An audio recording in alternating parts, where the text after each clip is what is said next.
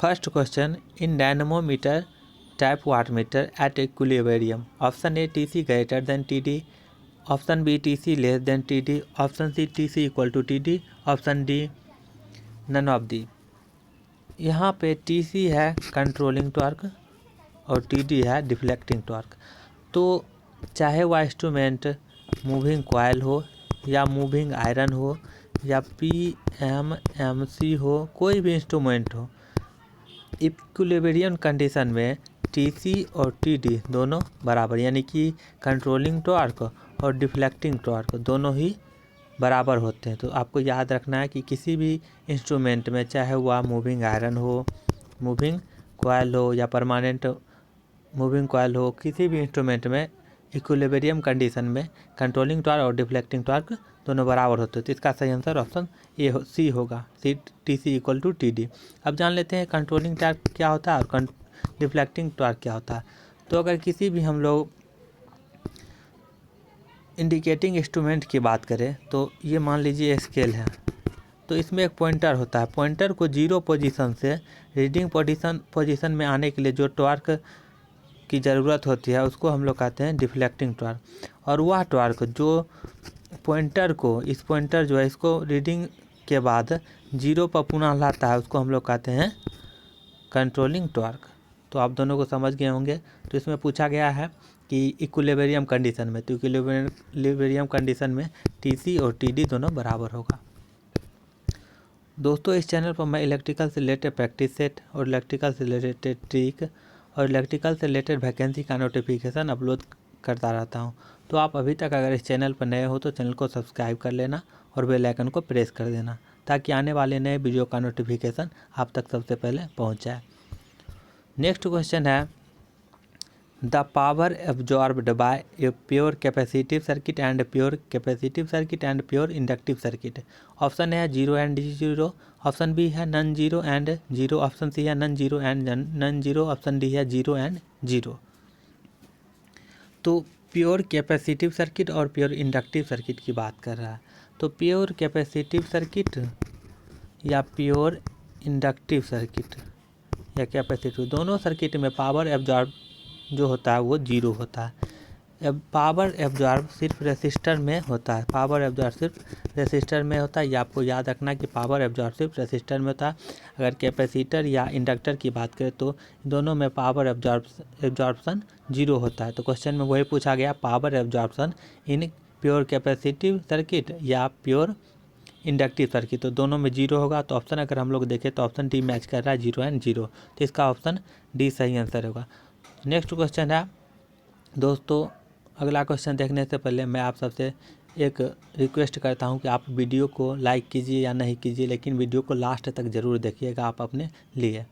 तो next question है, for improving the soil condition and efficiency of earthing system the pit area around the GI pipe is filled with. Option A है mixture of copper and nickel, option B है mixture of chloride and sodium, option C है mixture of aluminium and sulphate, option D है mixture of soil and coal.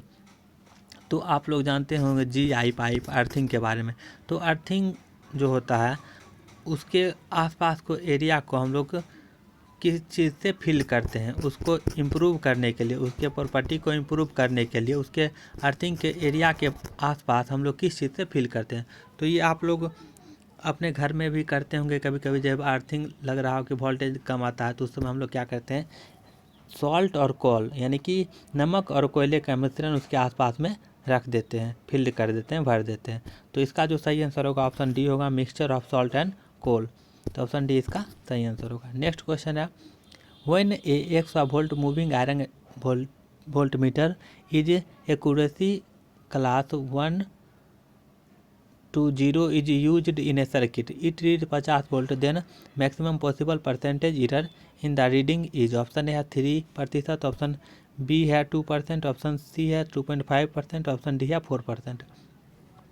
तो आप ये देखिए 100 volt का moving iron है, मूविंग आयरन इंस्ट्रूमेंट है, और इसमें 1 वोल्ट जो है एक्यूरेसी, गारंटेड एक्यूरेसी है, 1 वोल्ट दिया हुआ है। तो जब वो 50 वोल्ट मेजर करेगा तो उस समय पूछ रहा है एरर कितना होगा, मैक्सिमम पॉसिबल एरर। तो 50 होगा तो 50 का कितना प्रतिशत एक होगा, वही निकाल लेना। 50 का 100% बराबर 1, तो 50 2 यानी कि x इक्वल टू 2 निकल गया, तो वो 2% होगा। यानी अगर 100 हम लोग मेजर करते हैं तो 100 मेजर करते तो 1% एरर आता। अगर 50 मेजर करें 50 वोल्ट तो उस समय 2% हो जाएगा। तो आपको सिंपल सा इसको निकाल लेना है सॉल्व करके। तो इसका जो सही आंसर होगा ऑप्शन बी होगा 2%। नेक्स्ट क्वेश्चन है the difference between the measured value and the true value is known as. Option A है रिलेटिव एरर, ऑप्शन बी है रैंडम एरर, ऑप्शन सी है एब्सोल्यूट एरर, ऑप्शन डी है systematic error. तो ये simple सा question है, difference between measured value और true value. तो डिफरेंस बिटवीन मेजर्ड वैल्यू और ट्रू वैल्यू को हम लोग कहते हैं एब्सोल्यूट एरर। तो ऑप्शन सी इसका सही आंसर होगा। नेक्स्ट क्वेश्चन है for a second order instrument if the value of damping ratio is equal to 0 then the.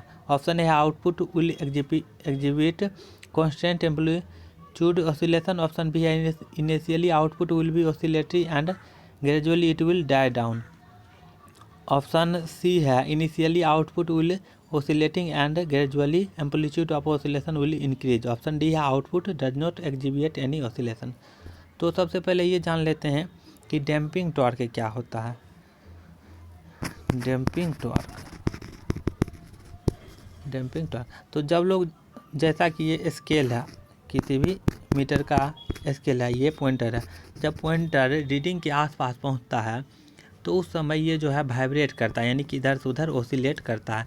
तो ये जो ओसिलेशन होता है ये डैम्पिंग टॉर्क के कारण होता है कि पॉइंटर अपने रीडिंग पर तुरंत नहीं पहुंच के एक बार इधर एक बार इधर इधर उधर ओसिलेट करते करते फिर सही रीडिंग पर आता है। तो अगर डैम्पिंग रेशियो 0 हो गया तो आउटपुट में कोई भी ओसिलेशन नहीं होगा। तो आप अगर ऑप्शन देखेंगे तो output does not exhibit any oscillation, यानी कि ऑप्शन डी इसका सही होगा। कब इसमें ओसिलेशन नहीं होगा, जब डैम्पिंग रेशियो 0 होगा। तो ऑप्शन डी इसका सही आंसर होगा। नेक्स्ट क्वेश्चन है the maximum power delivered in a cylindrical synchronous machine depends on. Option A है एक्जाइटेशन, ऑप्शन बी है synchronous reactance and excitation, option C है सिंक्रोनस रिएक्टेंस, ऑप्शन डी है load angle. तो सबसे पहले हम पावर का फार्मूला जानते हैं। पावर जो डिलीवर्ड पावर होता है उसका फार्मूला होता है E/V/X sin डेल्टा। तो यहाँ पर कुछ पूछा गया क्वेश्चन में मैक्सिमम पावर, तो मैक्सिमम पावर के लिए साइन डेल्टा का मान 1 होना चाहिए। तो मैक्सिमम पावर क्या हो जाएगा, P मैक्स इक्वल टू हो जाएगा E/V/X, यानी कि मैं फिर से लिख देता हूँ P इक्वल टू E/V/X, ये मैक्सिमम पावर हो जाएगा। तो मैक्सिमम पावर आप लोग देख सकते हैं किस पे डिपेंड कर रहा है, तो ये है सिंक्रोनस रिएक्टेंस और ये जो है एक्जाइटेशन वोल्टेज है। तो आप लोग ऑप्शन अगर देखेंगे तो सिंक्रोनस रिएक्टेंस एंड एक्जाइटेशन, यानी कि सिंक्रोनस रिएक्टेंस और एक्जाइटेशन दोनों पर निर्भर करता है। तो ऑप्शन अगर हम लोग मैच करें तो सिंक्रोनस रिएक्टेंस एंड एक्जाइटेशन, यानी कि ऑप्शन बी इसका सही आंसर होगा। Next question, a cylindrical synchronous machine connected to an infinite bus bar will deliver maximum power of power angle. दोस्तों उसी प्रकार का क्वेश्चन है। तो हम लोग अभी पी का फार्मूला लिखे थे delivered power V/E/X into sine delta. यहाँ पर ई जो है एक्जाइटेशन है वोल्टेज, वी है टर्मिनल वोल्टेज और साइन डेल्टा है यहाँ पर लोड एंगल और एक्स है सिंक्रोनस रिएक्टेंस। तो मैक्सिमम कब होगा, मैक्सिमम पावर डिलीवर तब होगा जब साइन डेल्टा का मान 1 होगा। तो यानी साइन डेल्टा का मान 1 कब होता है, जब sine delta equal to sine 90 होगा, यानी कि डेल्टा का वैल्यू 90 होगा तो मैक्सिमम पावर डिलीवर्ड होगा। तो इसमें अगर देखें तो ऑप्शन डी मैच कर रहा है, डेल्टा इक्वल टू 90 डिग्री, तो ऑप्शन डी इसका सही आंसर होगा। नेक्स्ट क्वेश्चन है in a 3 phase synchronous generator the stator winding is connected in stator because a delta connected would. Option A required large conductor and more core material, option B है require more insulation and conductor material, option C है have circulating current due to triple harmonic, option D है result इन ए short circuit. तो इसमें पूछा गया है कि synchronous generator में हम लोग स्टेटर बाइंडिंग को स्टार में कनेक्टेड करते हैं डेल्टा की जगह, क्यों करते हैं, तो ऐसा इसलिए करते हैं क्योंकि स्टार कंडीशन में जो होता है, डेल्टा कंडीशन में जो होता है उसमें पूरा वोल्टेज फेज वोल्टेज और लाइन वोल्टेज सेम होता है, तो इसमें इंसुलेशन की ज़्यादा आवश्यकता होती है और कंडक्टर मटेरियल भी ज़्यादा लगता है। तो इसका ऑप्शन जो होगा बी ऑप्शन सही होगा, require more insulation and conductor material. इसीलिए ये डेल्टा में यानी कि डेल्टा में ज़्यादा इंसुलेशन और ज़्यादा मटेरियल का यूज होता है, जिसके कारण हम लोग स्टार में करते हैं और बहुत सारे भी एडवांटेज होते हैं। तो इसमें जो क्वेश्चन ऑप्शन के अनुसार ऑप्शन बी सही होगा। नेक्स्ट क्वेश्चन है with forward bias P N junction the width of depletion layer. Option A है डिक्रीजेज, ऑप्शन बी है इंक्रीजेज, ऑप्शन सी है remain the same, option D है नन ऑफ दी। तो जैसा कि ये आप देखेंगे फिगर में ये पी एन जंक्शन है, तो फॉरवर्ड बायस में पी को यानी एनोड को पॉजिटिव से और एन को निगेटिव टर्मिनल से यानी कैथोड को निगेटिव टर्मिनल से कनेक्ट करते हैं। तो जब फॉरवर्ड बायस करते हैं तो उस समय जो होता है इसका डिप्लीशन, ये जो रीजन होता है उसका डिप्लेशन रीजन का विड्थ तो जो होता है यानी चौड़ाई जो होता है वो घटता है और रेसिस्टेंस भी घटता है, तो डिप्लेशन रीजन घटता है, तो डिक्रीज इसका सही आंसर होगा। अगर यही रहता है रिवर्स बायस, तो रिवर्स बायस में डिप्लेशन लेयर जो होगा वो बढ़ता है और रेसिस्टेंस भी बढ़ता है, तो दोनों बात आपको याद रखना है। तो इसका जो सही आंसर होगा वो होगा डिप्लेशन लेयर डिक्रीज यानी कि ऑप्शन ये सही इसका आंसर होगा। नेक्स्ट क्वेश्चन है when the temperature of extrinsic semiconductor is increase the pronounce effect is on. तो हम लोग जानते हैं कि लीकेज करंट जो होता है, लीकेज करंट टेम्परेचर से काफ़ी सेंसिटिव होता है, यानी कि टेम्परेचर बढ़ने पर लीकेज करंट भी बढ़ता है। अगर 10 डिग्री सेल्सियस टेम्परेचर बढ़ जाए तो लीकेज करंट जो होता है 2 गुना हो जाता है, यानी कि पहले की तुलना में 2 गुना हो जाता है। तो इसमें पूछा गया है कि when the temperature of intrinsic semiconductor is increase, तो इंट्रांजिक सेमीकंडक्टर का टेम्परेचर जब इंक्रीज होगा, तो जब सेमीकंडक्टर का टेम्परेचर बढ़ाया जाता है तो उसका जो प्रोनाउंस इफेक्ट होता है वो माइनॉरिटी चार्ज कैरियर पर होता है, यानी कि ऑप्शन बी इसका सही आंसर होगा, माइनॉरिटी कैरियर। तो नेक्स्ट क्वेश्चन है the leakage current across a P N junction is due to.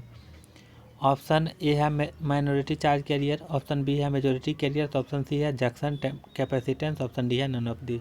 तो हम सभी जानते हैं जो लीकेज करंट होता है वो जो होता है माइनॉरिटी चार्ज कैरियर के वजह से होता है, तो ऑप्शन अगर देखें तो माइनॉरिटी कैरियर यानी ऑप्शन ए इसका सही आंसर होगा। नेक्स्ट क्वेश्चन है the distance relay basically measure. तो डिस्टेंस रिले जो मेजर करता है वो करंट को मेजर नहीं करता, वोल्टेज को भी मेजर नहीं करता, वो इम्पीडेंस को मेजर करता है, तो ऑप्शन सी इसका सही आंसर होगा। नेक्स्ट क्वेश्चन है the capital cost of the internal power plant will depend on. Option A है the size of the plant, option B है the fuel cost, option C है the A and B both, option D है none of these. तो सबसे पहले ये जान लेते हैं कि कैपिटल कॉस्ट क्या होता है। कैपिटल कॉस्ट जो होता है वो कॉस्ट होता है जो स्टार्टिंग के समय में लगता है, यानी कि किसी भी पावर प्लांट को स्थापित करने में उसका जो लैंड का एरिया हो गया, उसमें जो इक्विपमेंट हो गए, तो वो उन सभी में जो खर्चा आता है वो हो जाता है कैपिटल कॉस्ट। और ये जो फ्यूल है यानी फ्यूल जो है फ्यूल उसको चलाने के लिए डेली ज़रूरत पड़ता है, तो वो हो जाता है रनिंग कॉस्ट में आ जाता है। तो इसमें पूछा गया कि कैपिटल कॉस्ट, तो कैपिटल कॉस्ट जो होगा फ्यूल पे आएगा नहीं, क्योंकि फ्यूल जो होगा वो रनिंग कॉस्ट में आएगा। तो कैपिटल कॉस्ट जो डिपेंड करेगा उसके साइज़ पर, जितना बड़ा प्लांट साइज होगा उसमें ज़्यादा इक्विपमेंट लगेंगे, ज़्यादा जगह लगेगा, तो ये सभी डिपेंड करता है प्लांट के साइज़ पर, यानी कि कैपिटल कॉस्ट प्लांट के साइज़ पर डिपेंड करता है, तो ऑप्शन ए इसका सही आंसर होगा। नेक्स्ट क्वेश्चन है in a parallel RC circuit the current always dash the applied voltage. Option A है लैग्स, ऑप्शन बी है लीड्स, ऑप्शन सी है remains in the phase, option D है none of the. तो parallel RC circuit में क्या होता है, current जो होता है करंट वोल्टेज को लीड करता है, तो ये अगर वोल्टेज है ये वोल्टेज है तो ये करंट है, तो करंट जो है वोल्टेज को क्या करता है लीड करता है, तो ऑप्शन बी इसका सही आंसर होगा लीड। नेक्स्ट क्वेश्चन है a pure inductance connected across 250 volt 50 hertz supply consume 100 watt, this assumption can be attributed to. Option A है the big size of the conductor, option B है the reactance of the inductor, option B है the current flowing in the conductor, option D है the statement given is false. तो इसमें दिया गया है कि एक इंडक्टेंस प्योर इंडक्टेंस है वो 250 वोल्ट उसके अक्रॉस सप्लाई किया गया और 50 हर्ट्ज फ्रीक्वेंसी उसका सप्लाई का है, और 100 वाट वो कंज्यूम करता है। तो मैंने इससे पहले भी बताया कि कैपेसिटर और इंडक्टर इन दोनों में से कोई भी पावर को कंज्यूम नहीं करता है, सिर्फ रेसिस्टर जो है पावर को कंज्यूम करता है। तो कैपेसिटर और इंडक्टर दोनों में से कोई पावर को कंज्यूम नहीं करता है। तो इसमें लिखा गया है कि कंज्यूम 100 वाट। तो ये गलत था स्टेटमेंट, यानी कि अगर ऑप्शन देखें the statement given is false, यानी कि ऑप्शन डी होगा, ये कथन गलत है। तो इसका सही आंसर होगा ऑप्शन डी, क्योंकि हम लोग जानते हैं इंडक्टर और कैपेसिटर पावर कंज्यूम नहीं करता है, पावर कंज्यूम सिर्फ रेसिस्टर करता है। Next question, in a series LC circuit the resonant frequency at the resonant frequency, option A है current is maximum, option B है current is minimum, option C है impedance is maximum, option D है voltage across C is minimum. तो सबसे पहले हम लोग RLC circuit में जानेंगे, उसके बाद इस क्वेश्चन देखेंगे। जैसा कि एक सीरीज RLC सर्किट है, तो इसमें जो होता है रेजोनेंट कंडीशन पे, यानी कि रेजोनेंट कंडीशन में क्या होता है, इसमें XC = XL होता है। तो इसमें जो उस समय होता है रेजोनेंट कंडीशन में, पावर फैक्टर सबसे पहले 1 होता है, और करंट का वैल्यू अगर कहें तो करंट का वैल्यू मैक्सिमम होता है, और इम्पीडेंस का वैल्यू जो होता है वो मिनिमम होता है। तो इस सीरीज RLC सर्किट में आप लोग समझ गए होंगे, यानी कि करंट का वैल्यू मैक्सिमम होता है और इम्पीडेंस का वैल्यू मिनिमम होता है। तो इसमें ये भी सीरीज RLC ही सर्किट है, लेकिन इसमें R का वैल्यू 0 है। तो R का वैल्यू 0 है, तो इस सीरीज RLC में, यानी RLC अगर रहता तो उसमें इम्पीडेंस सिर्फ R के बराबर होता है। तो इसमें तो R और 0 है, तो इम्पीडेंस तो 0 हो गया, तो करंट सबसे ज़्यादा होगा, यानी कि करंट इज मैक्सिमम। तो current is maximum, option A इसका सही आंसर होगा। नेक्स्ट क्वेश्चन है, in the case of unsymmetrical alternative current the average value must be always taken over, option A है unsymmetrical part of the wave form, option B है the quarter cycle, option C है the half cycle, option D है whole cycle. तो sinusoidal wave का हम लोग पहले graph बनाते हैं। ये जो होता है सिमेट्रिकल होता है, तो सिमेट्रिकल होता है, तो इस कंडीशन में अगर हम लोग एवरेज वैल्यू निकालें तो average value positive 1 half cycle में, यानी कि फुल हाफ साइकिल में निकालें तो इसमें पॉजिटिव होता है, इसमें निगेटिव होता है, और दोनों का वैल्यू मैग्नीट्यूड सेम होता है, जिसके कारण एवरेज वैल्यू जो होता है 0 हो जाता है। तो इसी कारण साइनोसाइडल में हम लोग एवरेज वैल्यू जो है ओनली हाफ साइकिल के लिए निकालते हैं, क्योंकि फुल साइकिल में इसका वैल्यू 0 हो जाता है, इसलिए हम लोग हाफ साइकिल में निकालते हैं। लेकिन अगर वही अनसिमेट्रिकल वेव रहेगा, जैसे कि मान लीजिए ये कोई वेव है, तो अनसिमेट्रिकल वेव है, तो इसमें क्या करते हैं हम लोग फुल साइकिल के लिए निकालते हैं। तो इसका जो सही आंसर होगा ऑप्शन डी होगा, the whole cycle. Next question है, sparking of commutator at DC motor results in, option A है increases in power consumption, option B है damage the commutator insulation, option C है damage the commutator segment, option D है all of the above. तो sparking के कारण commutator segment damage हो सकता है, कम्यूटेटर का इंसुलेशन भी डैमेज हो सकता है, और पावर कंजप्शन भी इंक्रीज होगा। तो अगर ऑप्शन देखें तो सभी ऑप्शन सही है, तो इसका जो सही आंसर होगा ऑप्शन डी होगा, all of the above. Next question है, the compensating binding in the conductively compensated DC series motor is provided as, option A है parallel with the field binding, option B है series in armature binding, option C है यहाँ से option C है parallel with armature binding, और option D है series with field binding. दोस्तों इसमें जो है ऑप्शन तो थोड़ा ओवरलैप हो गया, तो आप ध्यान से देख लीजिएगा, हम जहाँ से लकीर खींच दिए हैं वहीं से ऑप्शन है, यहाँ से, यानी कि यहाँ से ऑप्शन ए, यहाँ से बी है, यहाँ से सी है, यहाँ से डी है। तो कॉम्पनसेटिंग बाइंडिंग जो होता है वो सीरीज में कनेक्टेड होता है और आर्मेचर के साथ। तो आप लोग अगर ऑप्शन देखेंगे in series with armature binding, यानी ऑप्शन बी यहाँ पे सही होगा, तो ऑप्शन बी इसका सही आंसर होगा। दोस्तों ये लास्ट क्वेश्चन था, और आपको वीडियो कैसा लगा कमेंट बॉक्स में लिखिएगा। अगर आपको वीडियो अच्छा लगा तो वीडियो को लाइक कर दीजिएगा, और आप अभी तक अगर इस चैनल पर नए हो तो चैनल को सब्सक्राइब कर लेना और बेल आइकन प्रेस कर देना, ताकि आने वाले नए वीडियो का नोटिफिकेशन आप तक सबसे पहले पहुंच जाए। और दोस्तों एक बात मैं बता दूं कि अभी आप लोगों ने कुछ ही दिन पहले सुना होगा कि SSC ने एग्ज़ाम का शेड्यूल जारी कर दिया, तो आपको जितना हो सके प्रैक्टिस सेट लगाना शुरू कर दीजिए। मैं डेली एक प्रैक्टिस सेट अपलोड करता हूँ, आप डेली एक प्रैक्टिस सेट लगा सकते हैं। और इस चैनल पर मैंने बहुत सारे ट्रिक भी अपलोड कर दिए, वो ट्रिक सभी जेईई एग्ज़ाम के लिए महत्वपूर्ण है। तो आप एक बार ट्रिक को भी जाकर देख लीजिए अगर आप अभी तक इस ट्रिक को नहीं देखे हैं। तो चैनल पर ट्रिक वाला प्लेलिस्ट में जाकर सभी ट्रिक वाला वीडियो देख लीजिए। तो आज के वीडियो में सिर्फ इतना ही। तो चैनल को सब्सक्राइब कर लीजिए। धन्यवाद।